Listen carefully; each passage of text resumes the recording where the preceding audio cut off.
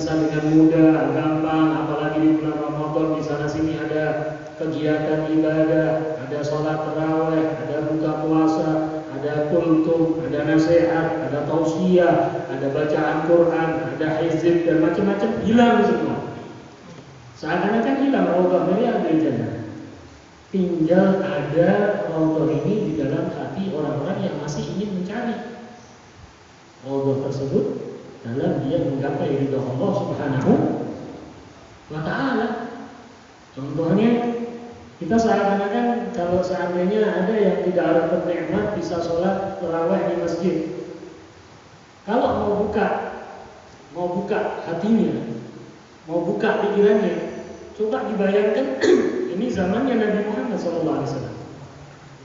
Nabi Muhammad tarawihnya di rumah, sholatnya di rumah sendiri.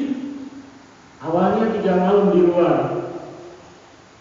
diikutin para sahabat, sampai akhirnya nggak keluar dari rumah sampai meninggalnya Nabi Muhammad.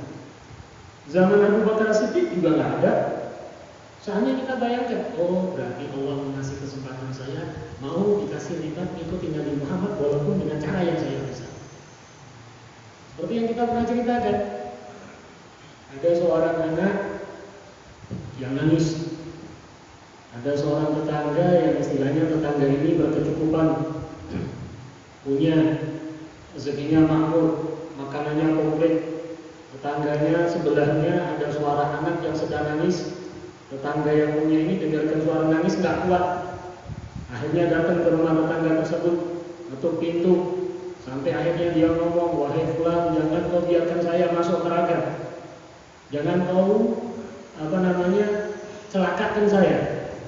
Maka tetangganya ngomong, astagfirullahaladzim.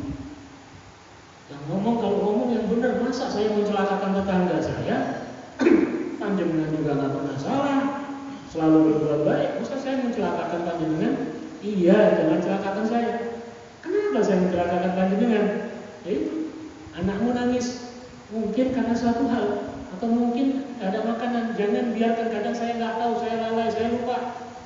Tegur saya, nasihati saya.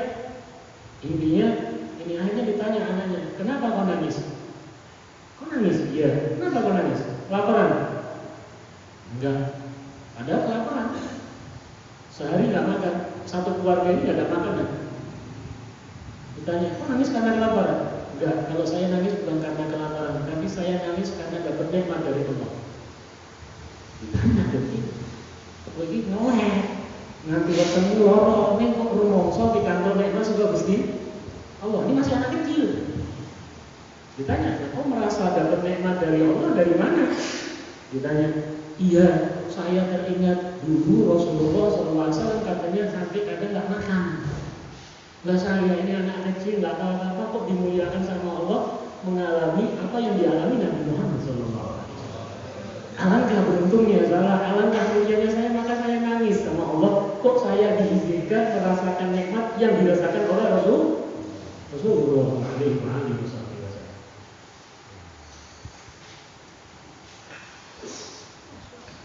Maka begitu pula kalau kita mengolah. Kalau memang tidak ada kesempatan, coba kita perluas. Wasyidu mas'adakum. Perluas wawasan kita terhadap kemuliaan Allah Subhanahu wa Ta'ala. Perluas wawasan kita terhadap keagungan, kebesaran, keagungan, kemuliaan Allah Subhanahu wa Ta'ala. Kalau kita menegur diri kita banyak, tapi kalau kita mau lihat rahmat Allah dan luasnya rahmat Allah lebih banyak lagi. Makanya kita mengambil ini nikmat dari Allah, masih diizinkan kita mendapatkan Ramadan di tahun ini.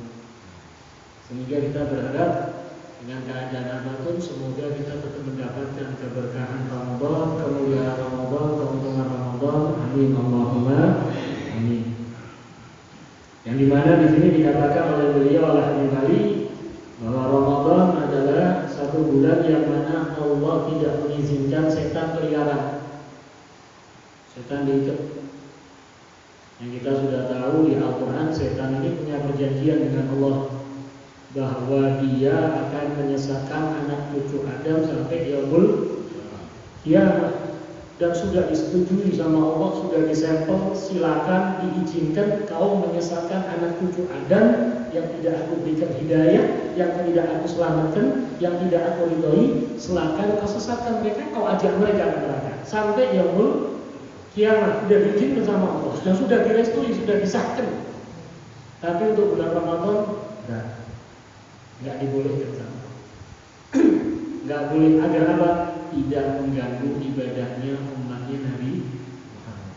Nikmat besar dari Allah Subhanahu wa Ta'ala. Tinggal yang kita lawan ini hawa nafsu. Ternyata hawa nafsu lebih dahsyat, akan lebih top, lebih hebat dari syaitan. Makanya di sini kalau sudah malam pertama Ramadan, ya seakan-akan kayak jadi patokan aslinya malam Ramadan itu. Kalau dia bilang setan itu diikat, ya berarti Ramadan. Yang masih belum Ramadan. Nah, nanti anak buahnya setan banyak yang muncul, itu yang masalah.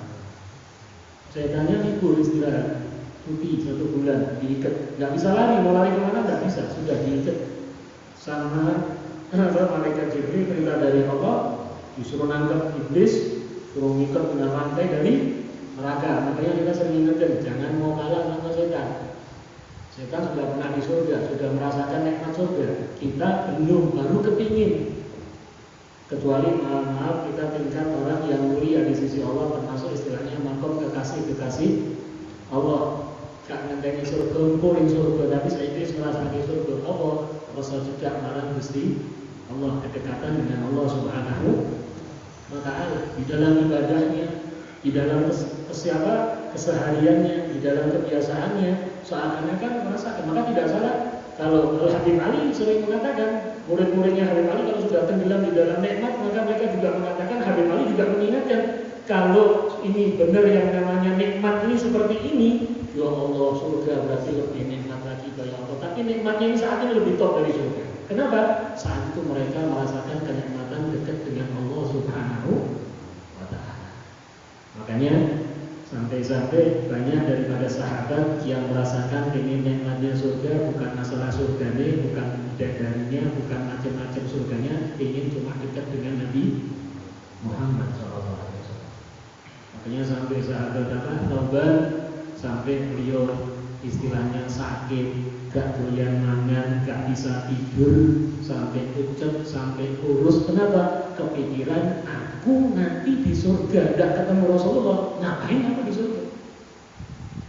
Karena merasakan nikmatnya, berjumpa, berduaan, dekat, melihat wajah yang mulia dari baginda Rasul Muhammad Sallallahu Alaihi Wasallam. Makanya bulan Ramadan ini adalah kita mengikat setan yang ada di dalam diri kita, yang selalu menjaga kita dan berusaha membuka pintu kemuliaan di sisi Allah Subhanahu wa Ta'ala. Wa tuftahu abwabul jannah wa tughliq abwabun nar. Pintu surga dibuka, pintu neraka ditutup oleh Allah Subhanahu wa Ta'ala. Bahkan setiap malam Ramadan Allah memerdekakan 600.000 orang calon penghuni neraka. Diselamatkan sama Allah, dibebaskan sama Allah, diberikan stempel bebas dari neraka. Nah kalau setiap hari kira-kira tersampai dimiliki rakal itu, ya berarti rusaknya menusuk. Maka tidak salah kan Rasulullah mengatakan di dalam salah satu hadis, salah satu orang yang celaka apa? Dia masuk Ramadan, keluar dari Ramadan belum diampuni dosanya sama Allah. Oh, termasuk musuh Allah. Kalau sudah masuk Ramadan, keluar dari Ramadan kok tetap, artinya tidak dibersihkan sama Allah, tidak diampuni dosanya oleh Allah. Berarti termasuk celaka-celakanya manusia. Moga-moga Allah mengampuni dosa kita dan membersihkan diri kita, dan termasuk kita ini yang mendapatkan stempel orang-orang yang dimerdekakan dari api neraka.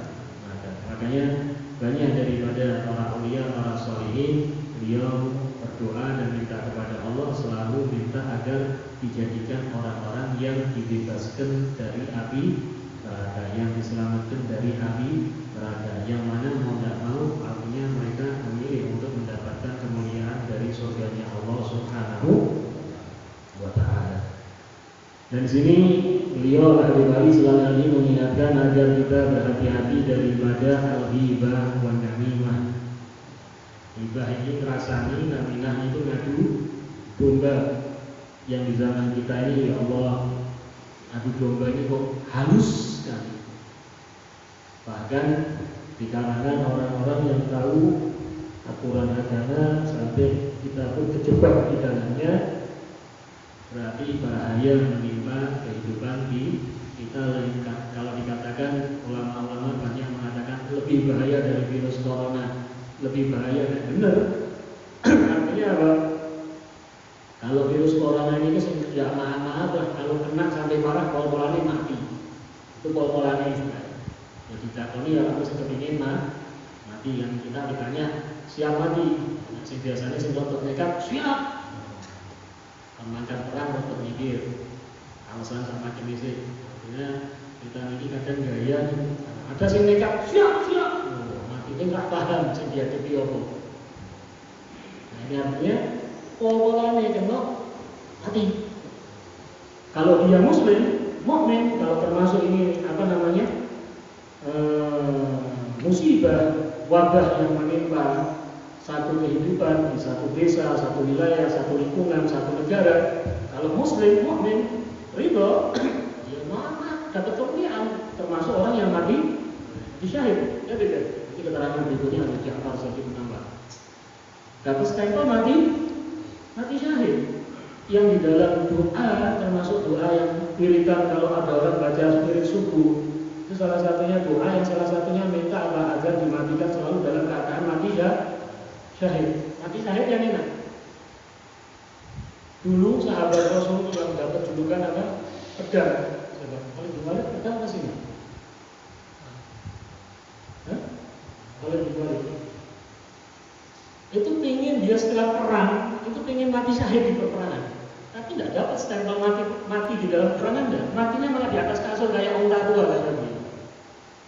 Tapi termasuk orang-orang yang dimuliakan dengan syahid berjuang di jalan Allah Subhanahu wa Ta'ala. Dan Allah masih buka pintu syahid untuk dapat kemuliaan syahid dunia. Salah satunya apabila tertimpa musibah wabah ini. Pol-polane, walaupun maaf kita kepinginnya selamat, ya jelas kepingin selamat semua kalau kepingin selamat.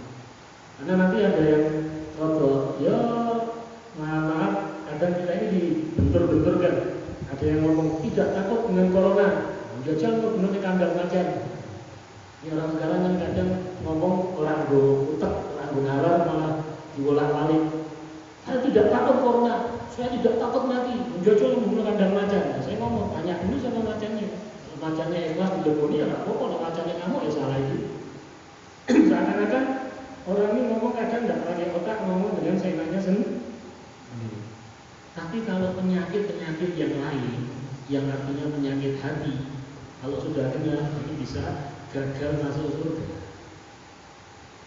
Kalau orang kena corona, tidak ada pertanyaan malaikat mungkar nakir. Nanti matinya apa? Kena corona, oh orang yang masuk surga, kena nular wong dia.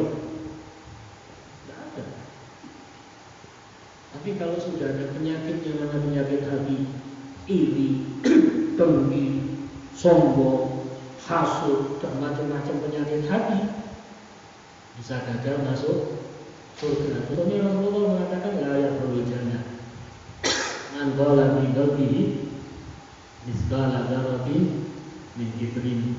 Tidak akan masuk surga orang yang di dalam hatinya ada sebiji sawi, biji kecil dari sifat sombong, yang padahal maaf sifat itu ada di dalam diri kita, bukan nggak ada. Banyak dari kita yang punya sifat ini, bukan nggak ada. Oh, nggak karena saya, oh itu gara-gara itu ada sombong dari kita ini.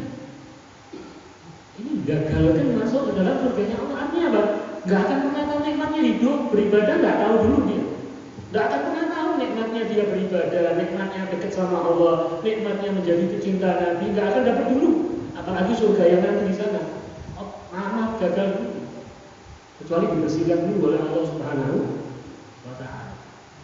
Dan ini sifat yang mana ada, termasuk sifat tabi'i manusia, yang sifat sombong.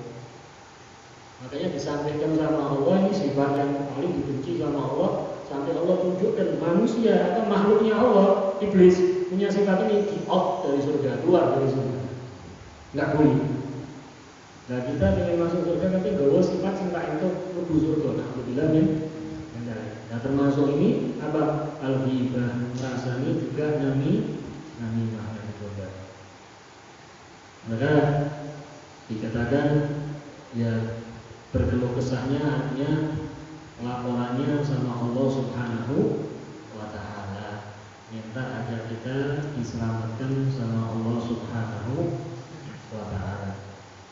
Wa qala radhiyallahu anhu walamma kana nisfullahi kharaja radhiyallahu anhu ila al-masjid wa shalla min at-tarawih wa qala istaqbaltum syahr ramadan qadru hadim wa madatuhu hadim wa habbu hadim in aradtum abdur tadbaruna bi adadi huzri iqbalu ala Allah bi hadha al-shahr al-'azim bil 'amali salihah yajibu ala dzikrillah wa dzikri rasulih sallallahu alaihi wasallam wa ala tilawati kitabillah.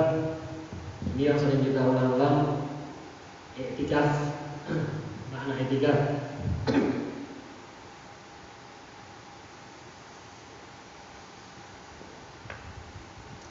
i'tikaf khususnya itu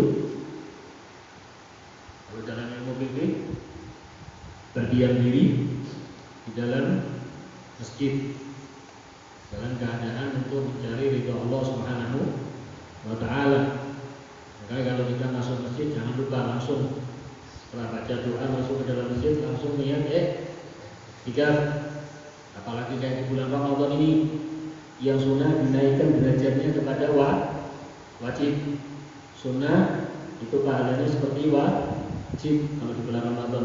Yang wajib 70 kali lipat pahalanya. Makanya ulama-ulama ajarkan untuk dinaikkan kadarnya.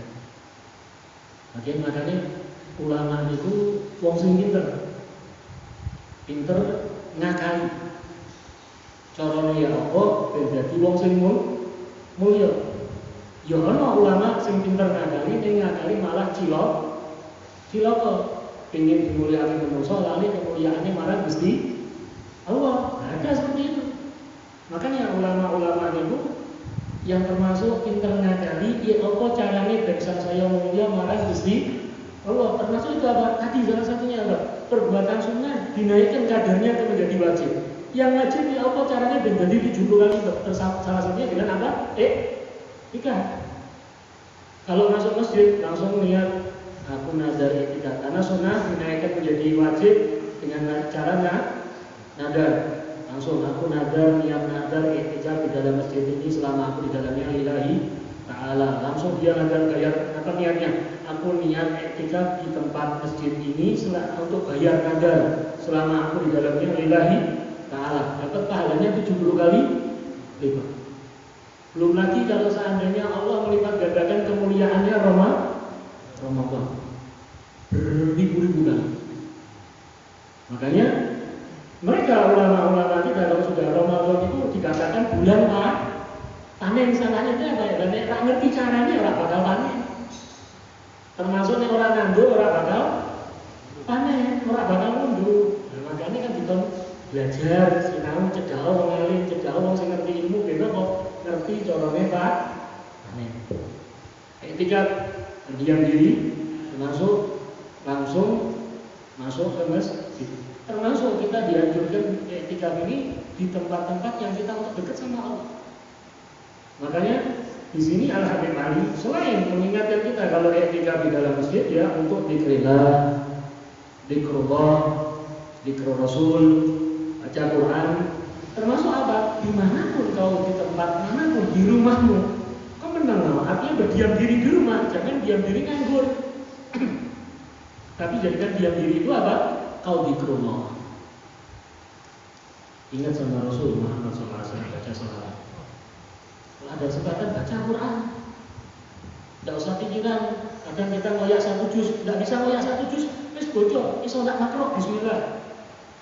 Ini orang-orang yang mau menggunakan kesempatan. Makanya Habib Ali beliau mengatakan i'jifu ala dzikrillah wa dzikri rasulih wa tilawati kitabillah. I'tikaf di dalam zikir kepada Allah, zikir Rasul dan dalam membaca kitab Allah Al-Qur'anul Karim.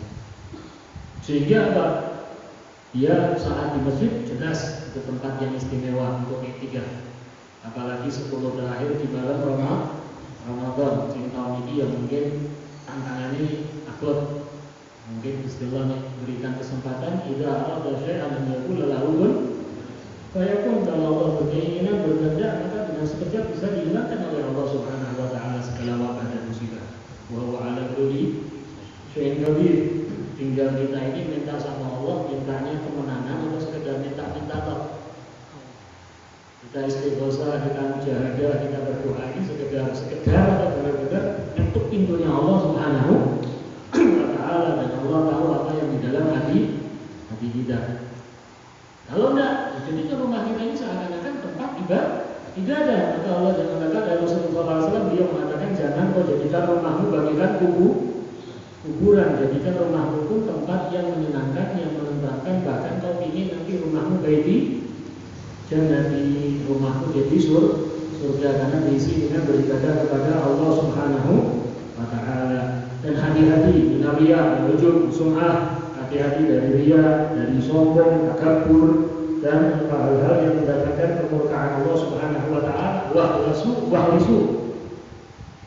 Wahlisu fil amal, wasallallahu qabuluha. Dan berusaha untuk kita selalu bisa ikhlas. Kelas ini ngomongnya gampang, ngomongnya angel. Kadang ikhlas itu sedino iso, dino aja iso. Telung dino iso, patang dino iso. Sebulan iso, berikutnya iso, setahun iso, berikutnya iso. Ikhlas ini urusannya kita dengan Allah. Maka kalau sudah mau tujuan ikhlas, tidak ada urusannya dengan manusia, urusannya dengan Allah. Orang puji, alhamdulillah. Orang tidak senang, ya alhamdulillah. Kalau sama hubungannya kita mau cari ridhonya Allah. Tinggal kita ini bagikan ke diri kita. Oh, mungkin saya kurang ini. Oh, mungkin saya ini. Mungkin saya ini. Mungkin akhirnya apa? Tidak ada yang mengganjal di hati kita. Kalau sudah tujuan kepada Allah dan kita berhubungan dengan Allah Subhanahu wa taala. Tapi kalau manusia ini berubah. Orang kalau lagi asyik, ya kadang ngomongnya asik, lagi suntuk, ya kadang ngomongnya melu suntuk, pas suntuk, ya kadang ngomongnya melu suntuk, pas jatuh nesu, ya kadang melu nesu, kadang awal bilang nanti Allah itu melu disambrat, ya mana? Itulah manusia. Kalau sudah karena Allah punya sifat jelas, asma'illah husna, sifat-sifat Allah yang mulia jelas. Dan minta agar amal kita diterima, dikabulkan oleh Allah. Jadi amal seadanya gak diterima oleh Gusti Allah yang ana manfaatnya. Amal sithik yang ditampi oleh Gusti Allah yang itu sing bakal beruntung dunia sampai akhirat. Tapi jangan terus dijadikan modal. Ora apa-apa sing penting diterima oleh Gusti Allah. Salat sepisan besok atau salat yang nantang gitu. Sholat dulu sebisa toh sampai mati atau sholatnya seperti aku sholat sebisa, aku yakin ditampi oleh Gusti Allah. Ketimbang dengan bulan baru sholat aku lagi tombol lagi nantang gitu. Artinya kita tetap berusaha jalankan perintah Allah, jauh larangan Allah, untuk amal kita berharap diterima sama Allah. Kalau nggak diterima sama Allah, ya akhirnya kita pun diajarkan doa Rabbana taqabbal minna, ya Allah terimalah apa yang dari kami. Begitu pula di dalam kurban, Allah mengatakan yang diterima itu bukan darahnya, bukan dagingnya, tapi takwanya kita dalam menjalankan perintah Allah. Semoga Allah menjadikan kita orang-orang yang mendapatkan kemuliaan dan keuntungan Ramadan. Amin ya rabbal alamin. Allah yaj'alna yuballigh iyyakum min hifzi Muhammad wa yaj'alna min al-qa'imin bi'adlihi fi hadha al-shahr wa fima ba'da Allah yarzuqna al-istidad fi hadha al-shahr wa fima baqiya min a'malina li ta'atihi wa lima yurdi anna wa yaj'al hadha al-shahr shahidan lana la shahidan 'alaina wa hujjatan lana la hujjatan 'alaina wa yaj'alna min al-maqbulin fi hadha al-shahr al-fa'izin bi asrari wa anwari wa amdadi wa nasrati. Allah yassir li wa lakum bi haddi waqif ma yanzilu 'ala ibadihi salih fi hadha al-shahr min 'ataya wa mawahib wa khairat wa sarat wa basharat bi khairin wa rizqin wa afiyah wa 'ala ma da'a wa 'ala man wa'a ibn Ali bin Muhammad al-Habsyi wal Habib Bakar Muhammad Sujad Sayyid Jabir bin Hasan Sayyid Jazir bin Ali Sayyid Walid Abdul Rahman wa Habib bin Umar bi khairin wa rizqin wa afiyah wa ila hadratin Nabi Muhammad sallallahu alaihi wasallam. Ar-Rahman ar-Rahim. Selanjutnya kita